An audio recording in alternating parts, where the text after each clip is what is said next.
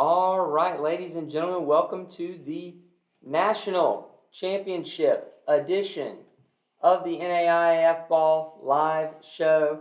Despite what it looks like, we are not in Grambling yet. Yeah, you're not yet. I wish I could go. Yeah. But it is what it is. Cory's going to have a great time there. You leave Sunday, right? I leave Sunday. Flying out of Tallahassee? Yep. Wow. Nice. Yep. So looking forward to that. Let's talk about our sponsors here, Temple Sporting Goods, powered by AdCraft.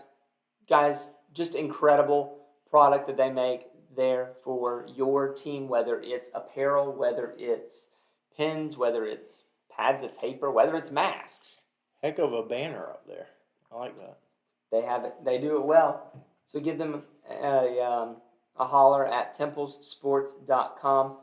Before we really get into the getting, let's review real quick the flag football before we transition into the guys game. This is pool play from the national tournament for the NAIA. Get to the actual standings. Kaiser University sits on top of the standings with a 2-0 start. They bested Midland 19-0, and they beat Kansas Wesleyan 37-12. Ottawa of Kansas also 2-0. They beat Mccarty 67-0, and they beat St. Thomas 33-13. Wow. Also 2-0 is Weber International. You know, it's like we might know what we're talking about, but that's our 1, 2, and 3 there. Right. It's going to be interesting to see if Weber can finally close the gap on Kaiser, and then we just don't know about Ottawa just yet. So Weber beat St. Mary's 35-16 and Xavier 39-0. Midland is your 4 seed going into the bracket on points allowed. With 25 points allowed between a 19-0 loss to Kaiser. Then they picked up a win over Kansas Wesleyan. Took 2 out of 3 in that series this year, 19-6. And St. Thomas goes 1-1. St. Thomas, of course, loses to Ottawa, but they picked up a 73-0 win over Mccarty. Poor Mccarty. I know, poor Mccarty. The other 2 teams that won, St. Mary's, we talked about their loss, but they also picked up a win over Milligan. Milligan also 1-1, won their first game there against Xavier. So we will try to make sure that y'all are in the know where everything's going to be streamed tomorrow. We're hearing conflicting reports. John, our friends from r/CFB are going to be there on Saturday for the championship. Them. Awesome. So looking forward to that. And with that, let's get into recapping the games that were on the men's side. Of course, everyone knows the throw heard around the world. Northwestern vanquishes Morningside, snapping their 39-game winning streak and an 11-game rivalry winning streak. Yeah, it felt like it was typical Morningside Northwestern, where, Northwestern couldn't get a stop, and they were close to being down 2 possessions at one point late in the second half. The defense made a huge third down stop on the other end of the field. Two of them. And Morningside not having a kicker really was detrimental to them this season. I don't know the issue there. They missed an extra point.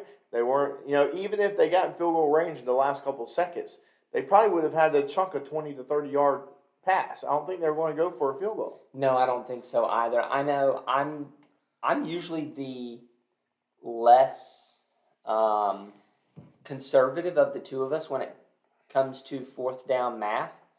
But if you're up 5 with 3 minutes left to go, to me, it makes sense to kick that field goal there. Absolutely, but I don't think they would make it anyways.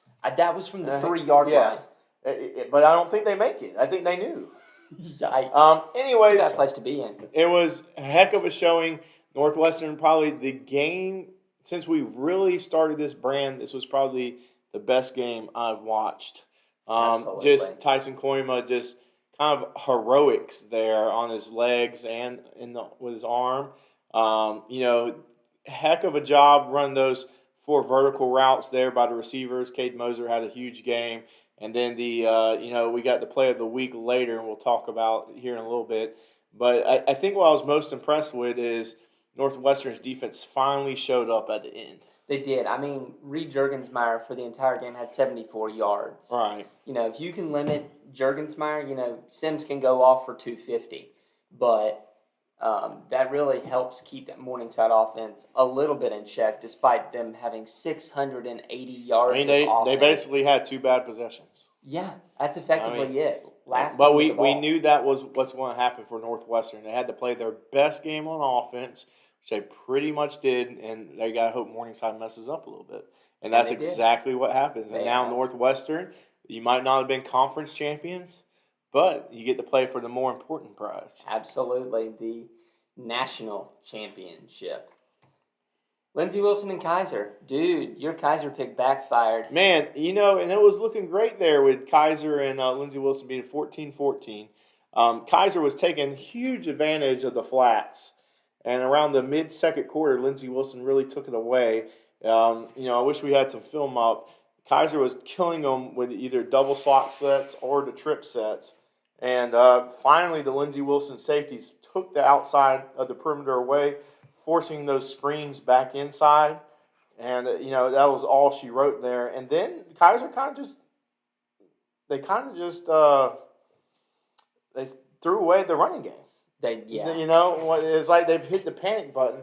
And then, we knew Lindsey Wilson's offense wasn't going to have any problem. I kind of expected if Kaiser was going to win, it was going to have to be Northwestern-type fashion.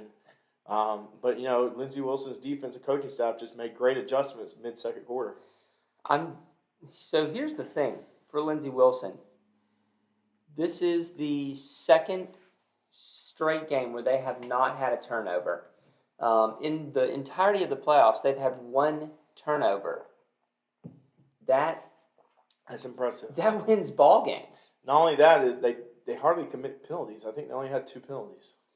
Maybe 1. One 15-yarder. Yeah, very disciplined, very sound. They're playing championship football.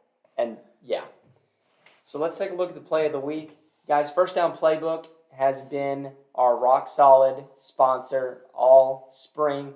They are doing a 25% off sale for new subscribers. Wow, that's awesome. So, take a look. It might be a real good time as you head into spring ball. At least give them a follow on Twitter, too. Just a free way to support. So let's take a look at our play of the week.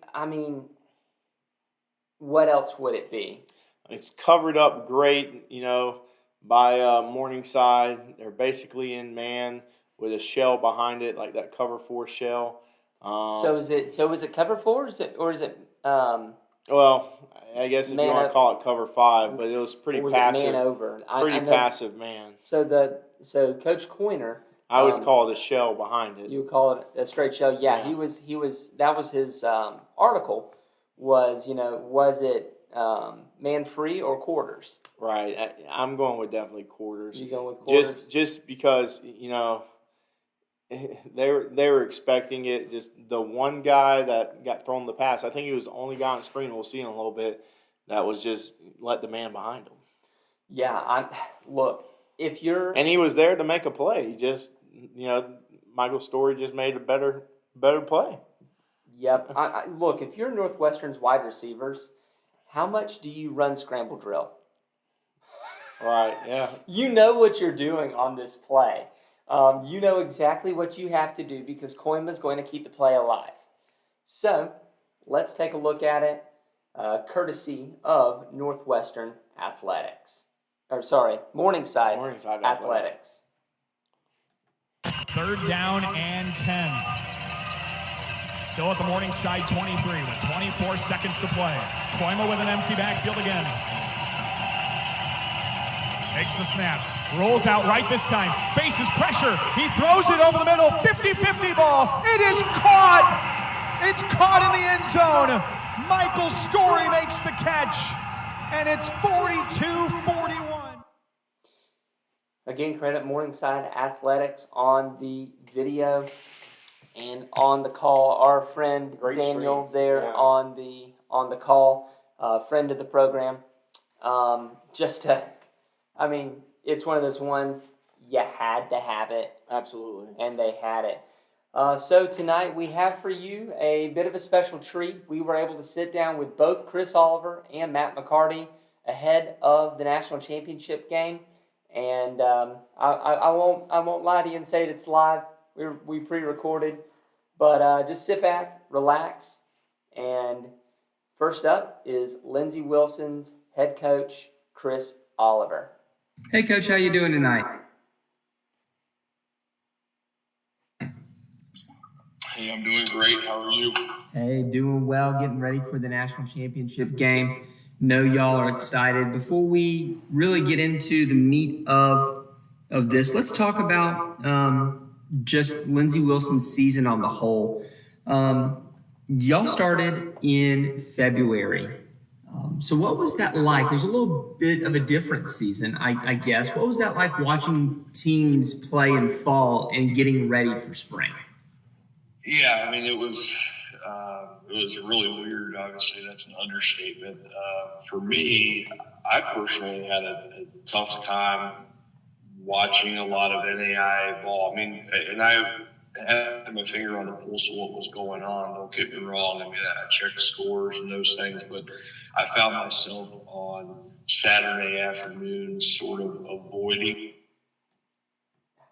watching live scores and just scoreboard watching and those types of things. I just wanted to get one fell swoop and go look at the results after they were done. I think I felt, depressed is a bad word, but definitely felt very odd and just separated from the game in that regard. And we had our practices, and we had some times where we were doing really well with the virus, no issues, and then some times where we had some contact tracing, we had to shut some things down for a week and a half here and there. That was kind of the pace that we were on through the fall. It was kind of on again, off again, but not getting any continuity and not playing. So it was very odd, and I found myself just feeling very separated from the game in that way. I think our players likely did too, and I'm really excited about the way they handled that. We were chomping at the bit when we came to training camp in January and getting ready to kick off in February. And it definitely showed, especially in the first part of the season. You open up with 2 wins at home, 49-0 shutout of Pike, and then a top 25 win at the time over Cumberland's. Then you go through a March, which it felt like the team was almost like turning it on late. Did you feel that like in that kind of that middle part of your schedule? Yeah, I mean, I felt like there were some times where, maybe we didn't start as fast as we wanted, but, we've sort of been a third quarter and kind of closing type of team this year. We still led at halftime every game except for one. We had one tie game at half, but there were some times where it felt like we were maybe not as sharp as we wanted to be coming out of the gate to start the game. That happened a few times, but we settled in each week and found a way to get things done. And I felt like we were a great closing team, a great finishing team. And fortunately, we've been able to keep that up here throughout the playoffs so far. And your guys have played really well in the second half. Absolutely. Bethel, you win 42-10 there. You get your flex bone out of the way there early. You faced a lot of running teams just in the playoffs so far. Talk about, stopping different varieties of the run. Yeah, I think that's a great point. Different varieties of it. You go from Bethel to Concordia, and even though both of those teams want to run the football, it's just a completely different way that they do that. And then Kaiser was really effective running the football, and they incorporated more tempo with their scheme. Concordia was more of a team that was control the clock.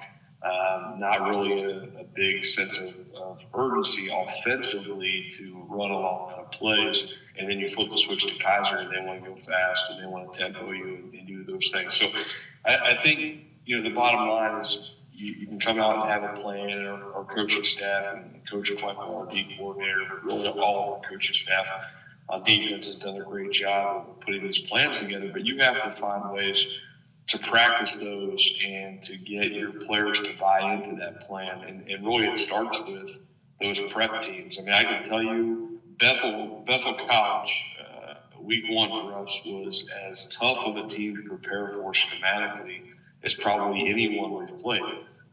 One, they do a great job with their offense and the flex bone and running that thing, and they really stress you and make you be really sharp in practice. But then defensively, they blitz almost every play. I mean, I've never seen a team that blitzes more than that. They love to bring pressure with that, and they do a great job with it. So, I mean, our prep teams, and that's the weird thing about the playoffs, we only get to dress 57 guys. And that's us and everybody else. But I can tell you, there's so much going on behind the scenes from the other players on the roster that are getting those 57 guys that get that opportunity to go out and dress for a playoff game. There's so much more going on behind the scenes, and that's, our program, we want to cheer the heck out of those guys.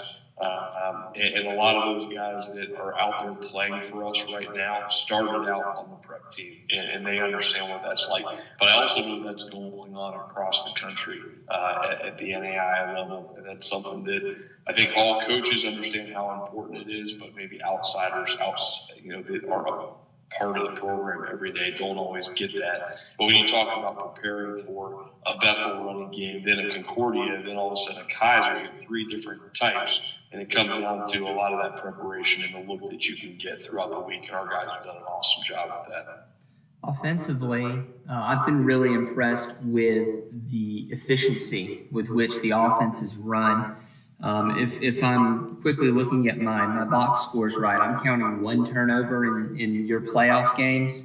Talk about just the efficiency of your offense running through Dukes and company. Well, I mean, Cameron's a special player for sure, and it starts with him there. I think our offensive line is really starting to come into their own as the season has gone on for us. We got a mixture of guys who have been multiple year starters in that group, but then we also have a couple guys who are getting some of their first reps in college this year, and now we're starting to settle in. And that group is really starting to come together in a big way. We're starting to run the football better the past few weeks. We've been in a national playoff game and been able to run, our 4-minute drill and run the ball out at the end of the game when everyone knows what we're doing. And man, that is so encouraging as a head coach and as our de facto OC. But I was talking with our O-line coach about that earlier about that. Man, we are really doing a great job of finishing these games up front. So credit goes to those guys. And then we've got some special skill players, whether it's, Jalen Boyd in the backfield, but then, Darius Clark and Kobe Belcher carrying the ball really well. We've got some really great guys at receiver, and, Terrell Cole and Josh Lewis and Demetrius Patterson. We've got different guys stepping up in different spots. We got really good player, Jaleel Warren at the tight end position, but a couple other guys behind him are doing great. So we're really fortunate just to have a great set of skilled guys who are playing really good football right now, who are selfless, who they don't mind blocking for our running backs at receiver and vice versa. And then we've got that O-line coming together. So things have been hitting on all cylinders recently, but we've got a big test next Monday. We're going to go against a defense that is as good as anybody we've seen. How do you prep a team that has never been this far? How do you manage that hype for your team? Yeah, I mean, this is certainly a big game, and we know that, our opponent knows that, and all those things, but we're really going to try and focus on keeping our plan as close to normal as possible. And, I talked with our team, we're recording this here, Sunday night. So I talked with our team today about, sticking with our plan, making this still about going 1-0. That's the mantra in our program. It has been for years. And I reached out to a number of coaches who I trust last night. I got home, I watched the end of the Morningside Northwestern game. I was able to see about the last 4 or 5 minutes of that game live. Wow, what a great game by two great teams, by the way. As you know, wow, fabulous game. And I was able to enjoy some time with my family and getting text messages and DMs getting blown up from alums and friends and all those things. So that was a lot of fun last night to do that. But I also reached out to some coaches who have been in the national championship game before, and I just said, hey, do you have any wisdom, any advice for us in our program, doing this for the first time? I got to hear from some of those guys and take some of those things away. I shared some of that with our team today. So we know it's a big game. We're going to be really excited. And our opponent will be too, and it's going to be a great atmosphere. But I think once that ball kicks off, it's still 11v11 and 60 minutes of great college football. So I know you said that you got to watch 4 or 5 minutes of the end of the Northwestern game, and like you said, that was an ESPN classic game if I've ever seen it. Yep. What impresses you about that Northwestern team? Well, just so resilient right there in that moment at the end of that game, just to get the stop there against Morningside and then, go the length of the field in a minute 50 or whatever that was. And, just the resilience in that, your rival stadium, at their place going against a great football team in Morningside who has whatever it was, 39 straight wins or whatever it was. And just to not back down from that situation and to keep coming. And so I haven't been able to watch a ton of them schematically. I've watched a little bit today. You go to the national championship game and you're throwing together a lot of things on short notice. So I'm sure their head coach too has been doing a lot of head coach things and less X's and O's today. And you start to get into that as the week goes. But I was just really impressed with how they handled that situation and how they finished as a team. Well, Coach, I look forward to seeing you early next week, as we, me and my father actually will be there in Grambling watching the game, tweeting live. We will see you there. All right, sounds great. Looking forward to it. Head coach Chris Oliver of Lindsey Wilson, just a great friend of ours. Great supporter, yeah. Great supporter of NAIAFBALL. Just love picking his brain at any point. Next we have Coach Matt Mccarty of Northwestern here on the NAIAFBALL live show. Hey, Coach, how you doing tonight? Great. How are you doing? Hey, doing all right. Getting excited, making the trip early next week. Getting excited, thinking about the game and how that's going to play out. I say it's such an awesome time of year to playing another football game and playing a championship game in May. It's weird, isn't it? That's been strange. So I asked Coach Oliver just a little while ago what it was like waiting for spring to start. From your perspective, what was that like getting everything played and then waiting and watching? Oh, yeah. It's been such a unique year in so many aspects. I thought it was a really good thing this offseason. We tried to treat it as normal as possible for January and February, and we just went through our off-season workouts like we normally do. But you could sense a different focus and a different energy in those workouts because they knew that playoffs were coming up, and we were in a good situation where we knew we'd be in the playoffs. So our guys, there was a kind of a renewed motivation going through those off-season workouts because they knew they'd get to play it in April again. And so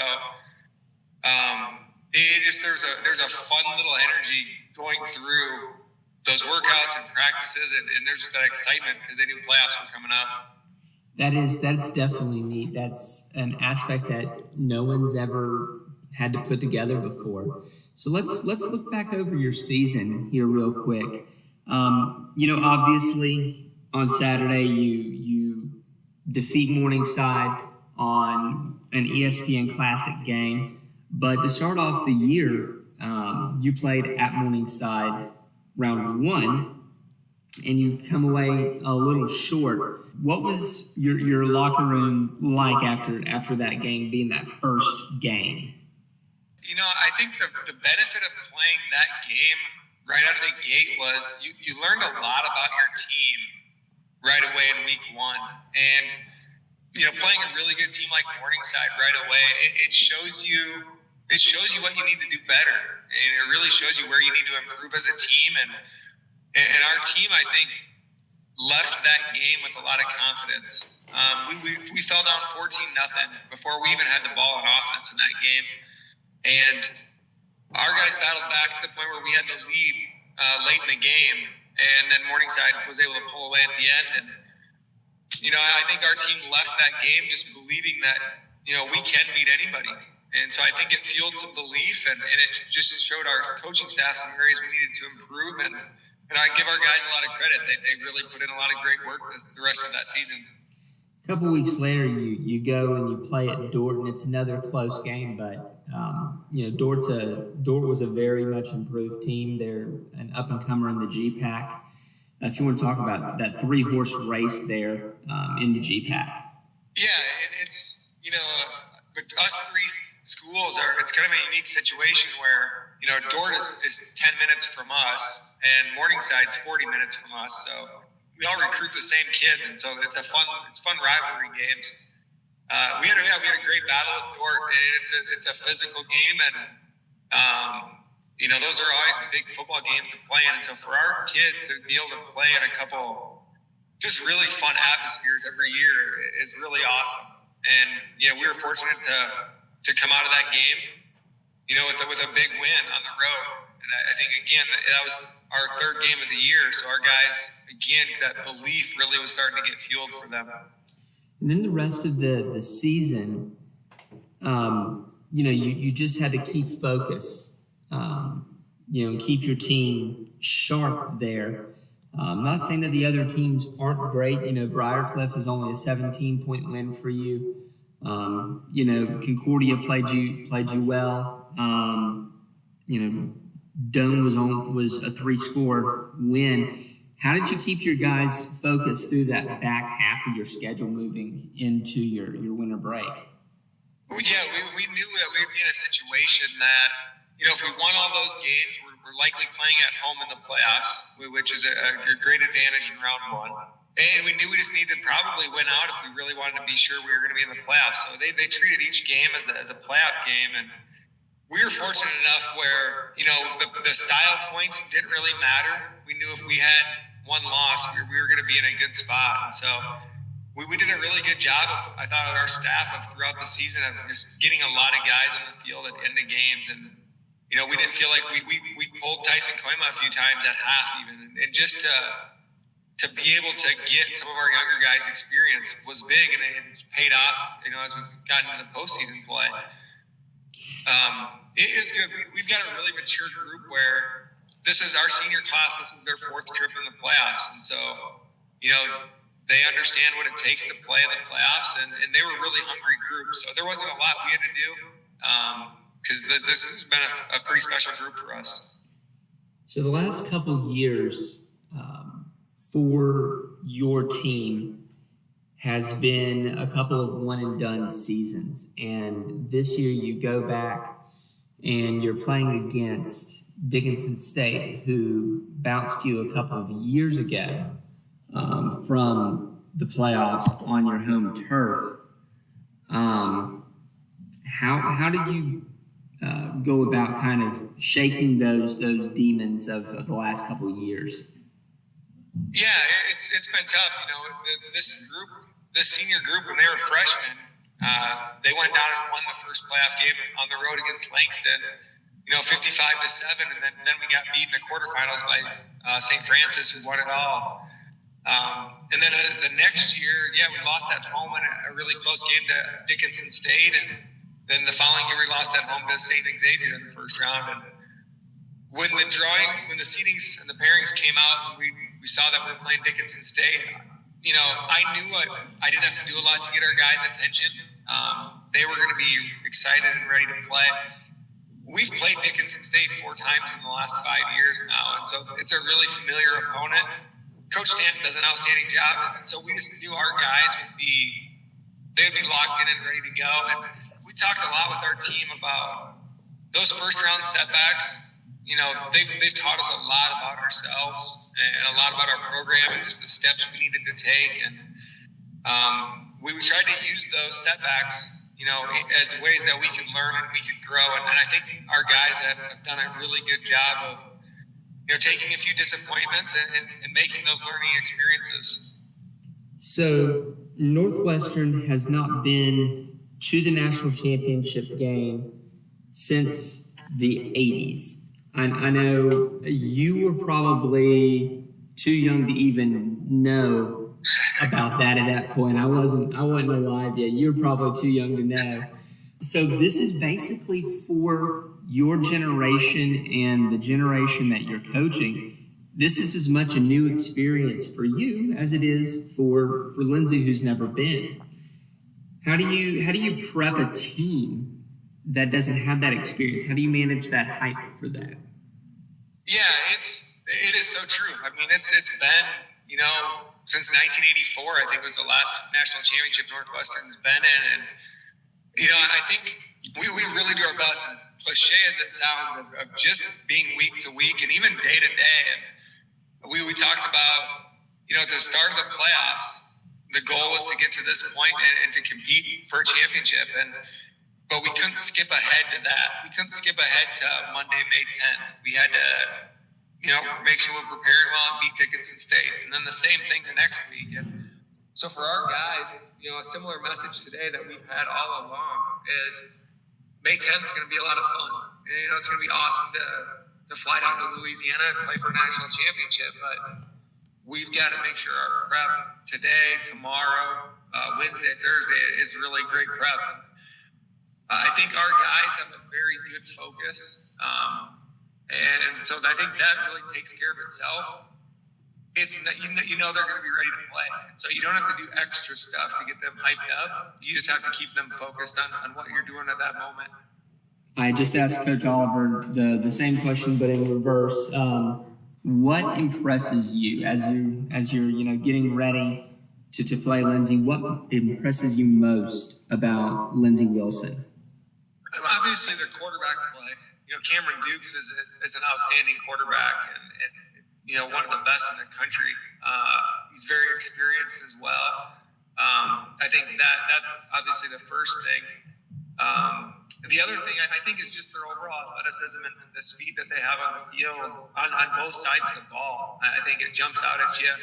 It's definitely something you notice. And then they've been in a lot of big games. And, I think for them, Coach Oliver's done just such an outstanding job there that, they've been really close as well. And it's something that they've really wanted as a program. And so it's exciting for them to get to the national championship as well. So, you just see a really, really good football team, really in every aspect. And so it's going to be fun to play somebody new as well.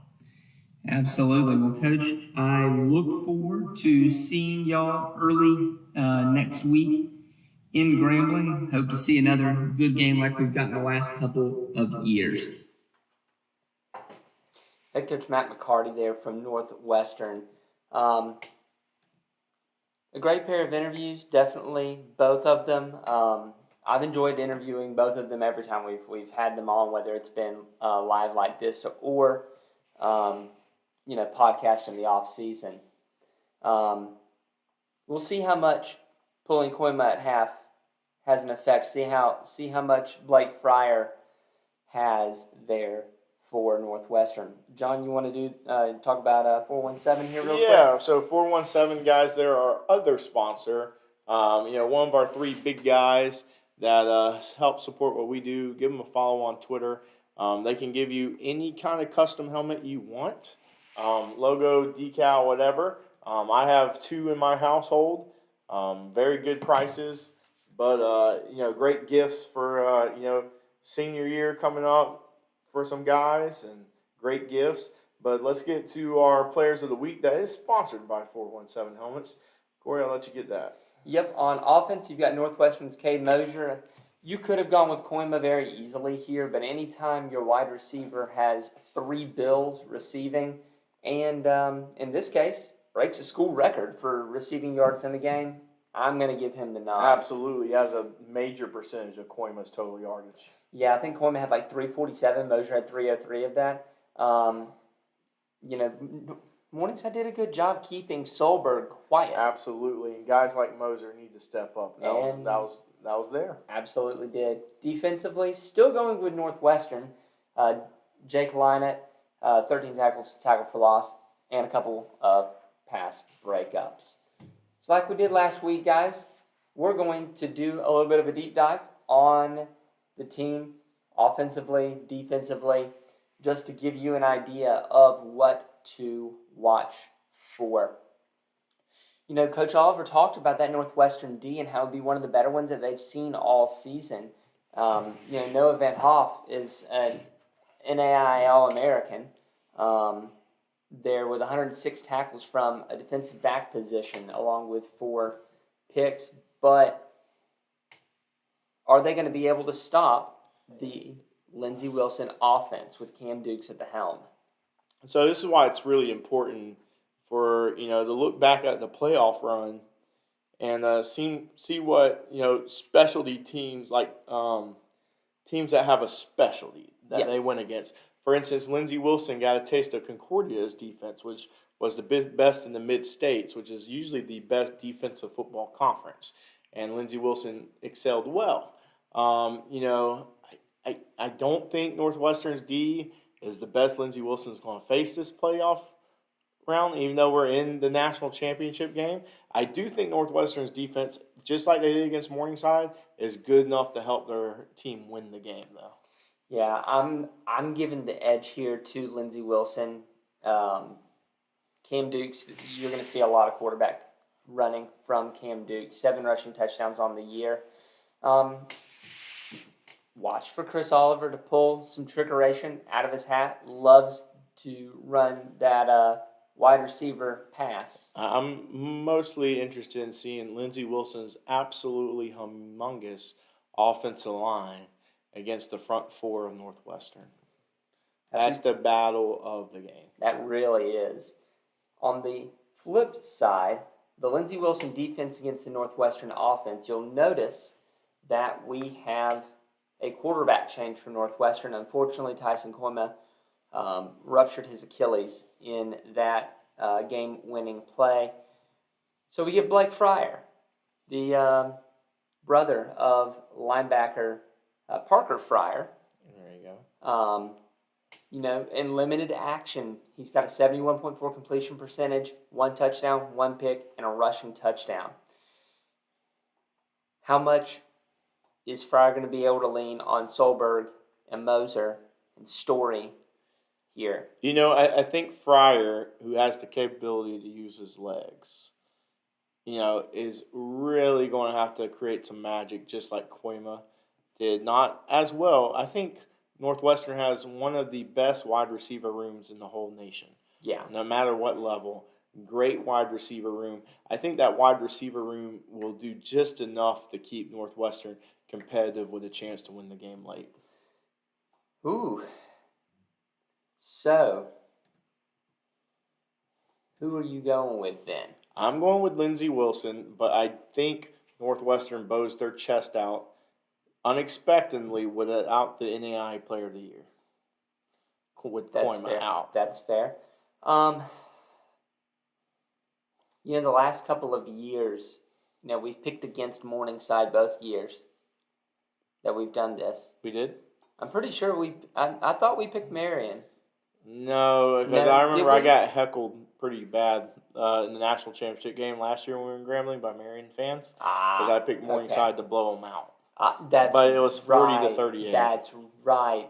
Okay. I did pick Benedictine the first year. We did pick Benedictine the first year, yeah. So I'm going with Lindsay too. I think it's going to be a not as tight a game as John thinks it is. I'm not going to go and say that it's going to be a blowout. He told me off the record that it was going to be 3 touchdowns or more.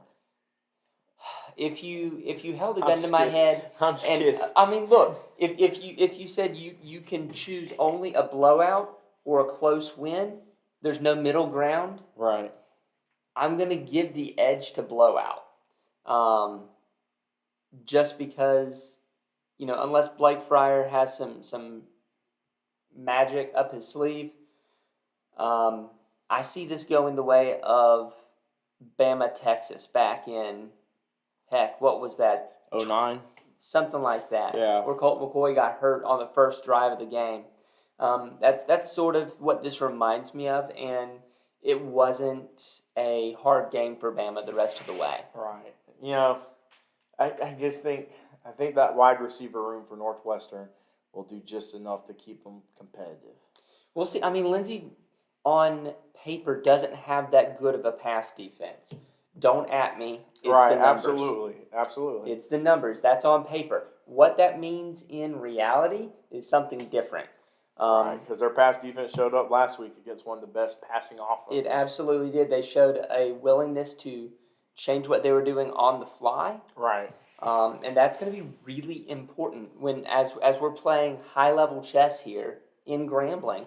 Like last year, Marion just did not come out well, but they adjusted. Yeah, they really struggled to where their defense coaches were cussing their players out and vice versa. Yeah, but then they adjusted. It's that adjustment that's going to... Yeah, and it's really, at this point, we know we have two great teams. It's whatever coaching staff. Championship games come down to which coach can outcoach the other, and then who are your playmakers. Yep. Two things. Everybody can block and tackle once you get here, which wins football games. Right. But it comes down to playmakers and coaching decisions.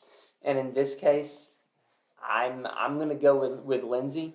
That running game is really good, and running and defense are going to win this game. I think it's going to be Lindsay.